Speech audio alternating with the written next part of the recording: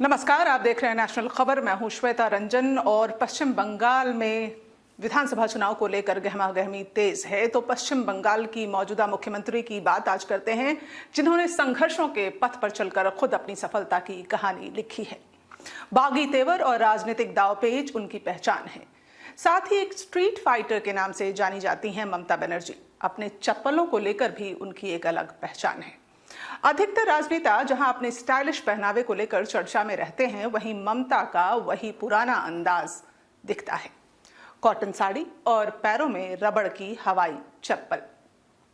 इस साल ममता का फिर वही अंदाज भी दिख रहा है। फर्क सिर्फ इतना है कि पहले का संघर्ष अपनी पहचान गढ़ने का था और अब का संघर्ष अस्तित्व बचाने का है।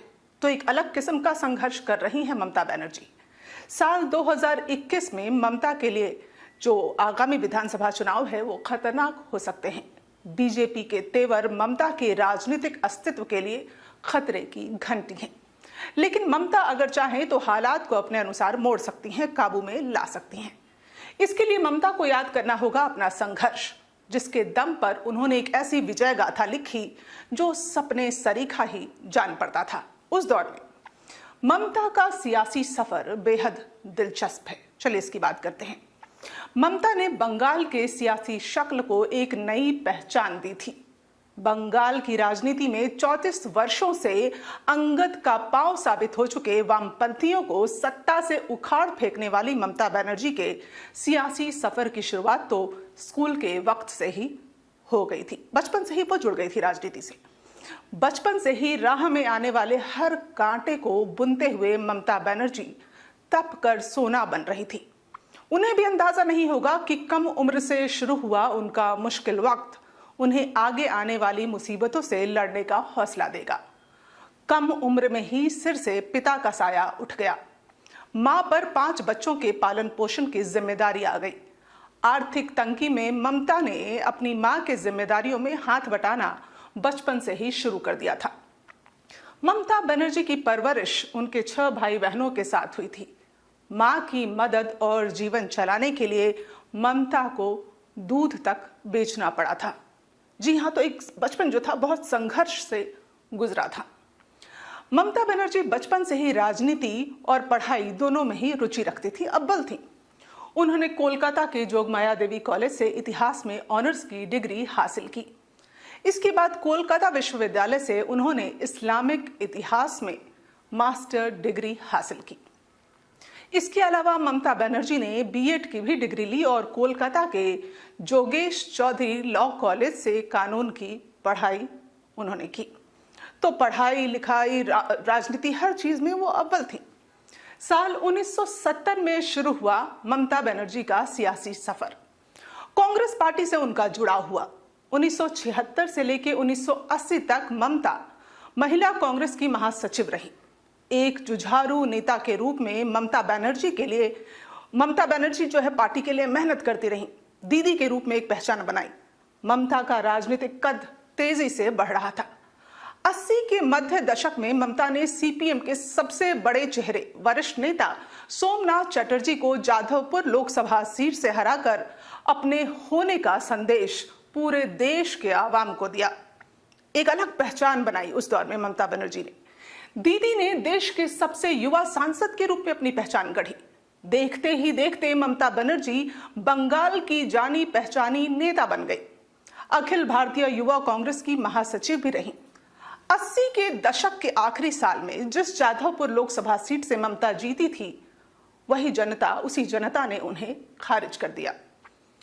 1991 में किस्मत ने फिर से साथ दिया। दीदी ने फिर से जन नेता होना साबित किया। चुनावी दांवपेच में माहिर हो चुकी ममता चुनाव जीतकर संसद भवन पहुंची। जीत के बाद जीत का सिलसिला थमने का नाम नहीं ले रहा था। 90 के दशक में नरसिम्हा राव की सरकार में ममता को कई विभाग की जिम्मेदारी सौंपी गई। खेल विभाग में रहते हुए खुद को साबित करने को आतुर थी ममता बनर्जी। कई योजनाएं उन्होंने पेश की, लेकिन वो कांग्रेस को रास नहीं आ रही थी। कांग्रेस और ममता के बीच बगावत का बीज इसी समय पड़ा था। ममता बनर्जी ने इस्तीफा दे दिया। साल 1996 में ममता के लिए बहुत कुछ बदल चुका था। पेट्रोल की बढ़ी कीमत पर ममता ने बवाल मचाया और कांग्रेस से अलग होने का मन बनाया। जो बगावत पहले शुरू हुआ था वो यहां तक पहुंच गया। विरोध और बगावत चरम पर पहुंच चुका था। 11वीं लोकसभा के अंत और 12वीं लोकसभा की शुरुआत में ममता ने तृणमूल कांग्रेस की स्थापना 1 जनवरी 1998 को की। उन्हें लगा कि पार्टी शुरू करने और मतदाताओं की नब्ज को महसूस करने का यह सही वक्त है, क्योंकि लोग उनके काम को देख रहे थे, सराह रहे थे, पहचान रहे थे। दीदी अपनी एक अलग पहचान बना चुकी थी। बंगाल की राजनीति में ममता किसी तूफान की भांति तेजी से बढ़ रही थी। 1998 के लोकसभा चुनाव में टीएमसी ने 7 सीटें जीती। 1999 में हुए लोकसभा चुनाव में तृणमूल कांग्रेस ने बीजेपी के साथ 8 सीटें जीती। इस तरह एक एक करके उनकी संख्या बढ़ रही थी।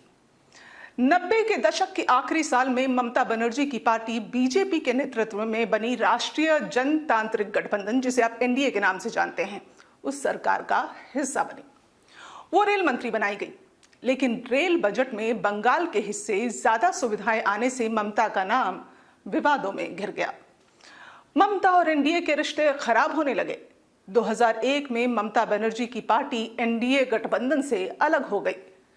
2004 में ममता फिर से एनडीए गठबंधन में शामिल हुई। ममता फिर से केंद्र में मंत्री बन गई। एक अहम भूमिका निभा रही थी ममता बनर्जी। 2011 के विधानसभा चुनाव में तृणमूल कांग्रेस नंदीग्राम और सिंगूर हिंसा को हथियार बनाकर सत्ता में आई। मां माटी मानुष के नारे से यह साबित कर दिया कि बंगाल की जनता उनके साथ है। यह साल ममता की जिंदगी का सबसे बड़ा साल रहा। 34 सालों से सत्ता में काबिज वामपंथी मोर्चे का सफाया करने का श्रेय ममता के सिर बंधा और वो पश्चिम बंगाल की पहली महिला मुख्यमंत्री बन गई। फिर यहां ममता बनर्जी कई सालों से, आप देख रहे हैं 10 सालों से सत्ता में हैं। फिलहाल मौजूदा दौर ममता की जिंदगी का सबसे मुश्किल समय साबित हो रहा है। हर ओर चुनौतियों से घिरी ममता के करीबी उनका साथ छोड़ रहे हैं, एक एक कर बगावत का बिगुल बजा रहे हैं। बागी नेताओं की चुनौती से जूझते, मुस्लिम वोट के बंटवारे का डर, भगवा ब्रिगेड से मिल रही चुनौती को ममता, ये सारी चुनौतियां जैसे ममता को निगलने को तैयार बैठी हैं। हालांकि ममता मुश्किलों से लड़ना बखूबी जानती हैं। फिलहाल दीदी को तेवर और तरीके की सही आजमाइश करनी होगी, अन्यथा सत्ता उनके हाथ से फिसल सकती है। तो ये ममता बनर्जी का पूरा प्रोफाइल आपके सामने है। जनता के हाथ में है वोट किसको करना है। लेकिन ये एक पेशकश हमारी ओर से, नेशनल खबर की ओर से। अगर आपको अच्छा लगा होगा तो आप लाइक बटन जरूर दबाइए, सब्सक्राइब भी कीजिए। नमस्कार।